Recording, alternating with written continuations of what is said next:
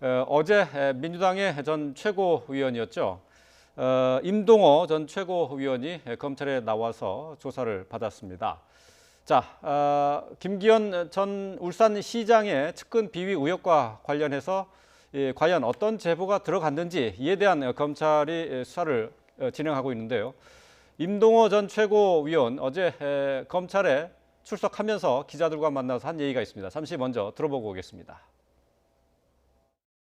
적폐청산이 필요하지 않느냐 그런 얘기만 있었지. 제가 최근에 하면서 문건을 전달하고 문건을 돌리고 한 적은 전혀 없습니다. 그 내용을 알지 못하기 때문에. 네, 자 임동호 전 최고위원의 모습 보셨습니다.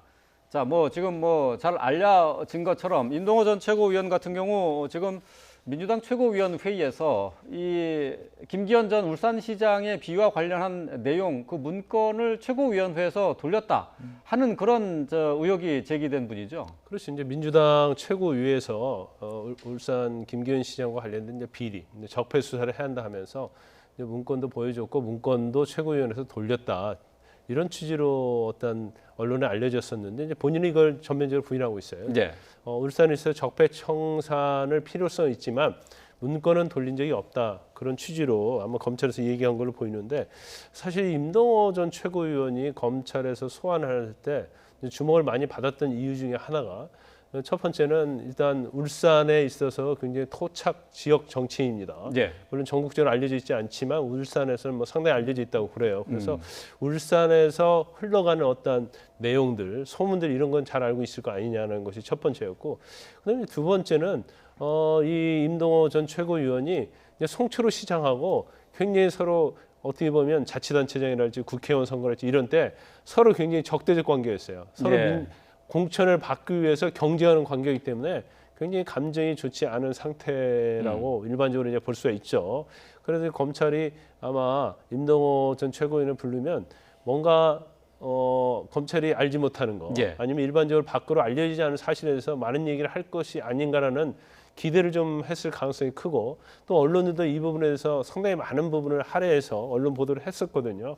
그런데 이제 본인 자체는 아예 문건을 돌린 적이 없고 자기는 그 당시에 돌았던 김기현 전 시장과 관련된 비유 사실에 대해서도 들은 바가 없다 이런 취지로 얘기하기 때문에 사실은 이제 검찰에서 수사하는 데서 별로 도움이 안 됐을 거고 원래 이제 언론이나 이제 검찰의 입장에서는 아마 임동호 전 시장이 만약에 최고위원 회의에서 이 김기현 전 시장과 관련된 비리 재분권을 돌렸다고 한다면 이것은 여당하고 청와대하고 경찰하고 이 합작해서 선거 개입을 한 게 아니냐 이제 그런 여지가 있었기 때문에 검찰이 좀 조사를 하려고 했던 걸로 보입니다.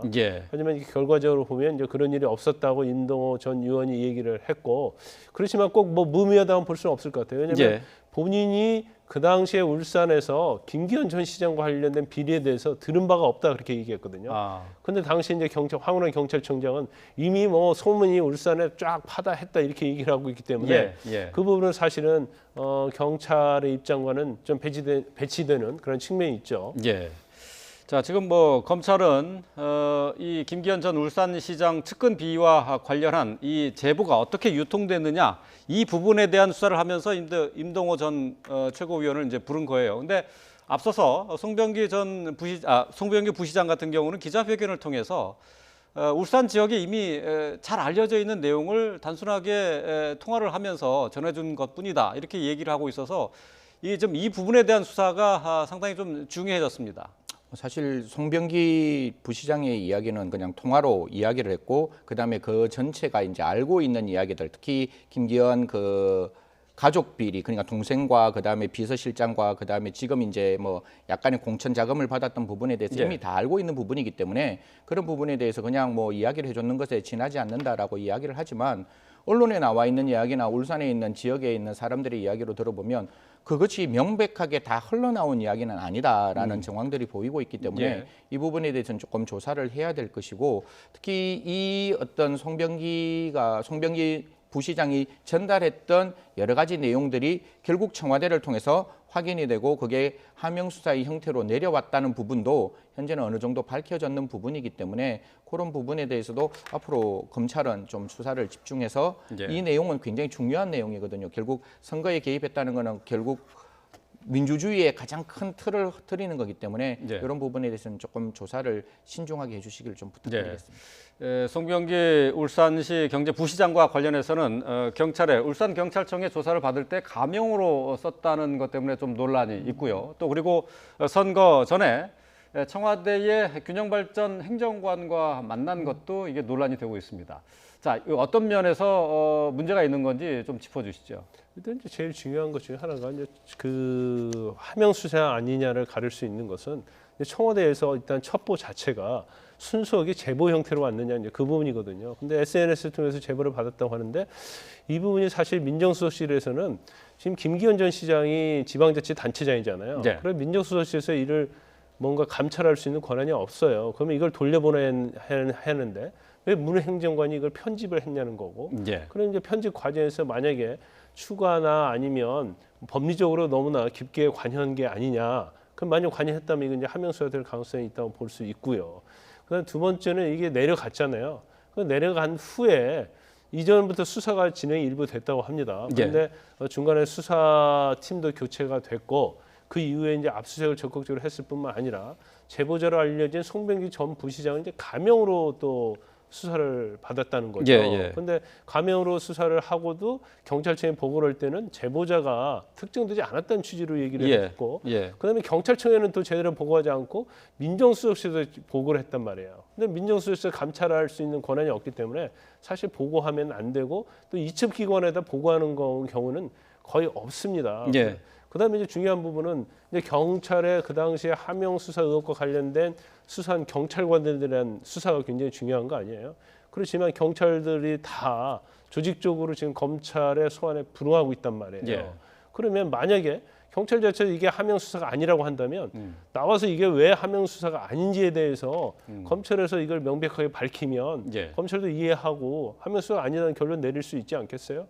근데 이거 자체를 11명 모두가 소환에 불응하고 있다는 것 자체는 이것은 조직적 아니면 경찰청 윗선에서 불응하도록 한 게 아니냐 그런 의심을 할 수밖에 없고 그럼 검찰 입장에서는 사실은 제일 중요한 사람들이 수사를 했던 사람들인데 소환에 불응하면 결과적으로 체포영장 발부해서 강제 구인할 수밖에 없는 상황이 오고 있어요. 그래서 수사가 좀 빨리빨리 진행이 될 수 있도록 경찰들도 와서 자기들의 어떤 정당성이 있다고 하면 그 부분에 대해서 사실은 진술하고 밝히는 게 중요하겠죠. 자, 울산 경찰청에서 그러니까 지난해 1월이 되겠죠. 이제 그 수사를 진행하면서 이 지금 송병기 부시장 같은 경우 당시에 이제 송철호 시장 그 선거 캠프에서 일하고 있었던 것을 알고 있었을 거고 또 제보자라는 것을 알고 있었다면은 굳이 이런 식의 수사가 가능했느냐 하는 것도 좀 의문입니다. 그러니까 가명을 쓴 것은 자 이런 것들을 다 숨기기 위한 것 아니었겠느냐 하는 의심이 좀 나오고 있는 거죠. 뭐 그 부분은 당연히 의심이 될 수밖에 없는 부분이고 제일 처음에 이제 그 캠프 안에서는 어떤 이야기가 나왔는가면 송병기 부시장이 그 캠프 안의 중심적인 인물은 아니었다. 그래서 송철호 그 시장을 당선시키려고 그렇게 안에서 내부적으로 조직적으로 나온 게 아니라 그냥 기존에 이제 공무원이었기 때문에 그런 비리를 알고 있었다면 그 비리를 개인적인 차원에서 이제 신고했는 거 아니냐, 제가 첩보를 제보했는 게 아니냐라는 말들이 나오는데 사실 그 말이 지금 조금 무너질 수밖에 없는 게 아까 말씀 주셨다시피 그 균형자치발전 행정관을 만나면서도 그때 어떻게 보면 사실상 독대에 가까운 자리임에도 불구하고 송철호하고 송병기 그 두 분이 가셨고 한 명의 다른 분이 가셨다고 보거든요. 그러면 충분히 캠프의 중심적인 위치에 있었는 것이고 또한 굳이 그게 퇴직 공무원 김 씨라고 이름을 그렇게 할 이유가 전혀 없었음에도 불구하고 그런 형태로 제보를 했다는 것은 결국 캠프 안에 있는 사람이 제보를 했다는 것은 사후에 문제가 발생할 수 있는 가능성을 미리 인지하고 이런 수사를 했다는 점은 충분히 합리적인 의심을 제기할 수 있는 부분이라고 생각을 합니다. 알겠습니다. 자, 송병기 전 시장과 관련된 내용도 함께 짚어봤습니다. 자, 김광삼 변호사, 승재현 한국형사정책연구원 연구위원과 함께했습니다. 오늘 말씀 잘 들었습니다. 고맙습니다.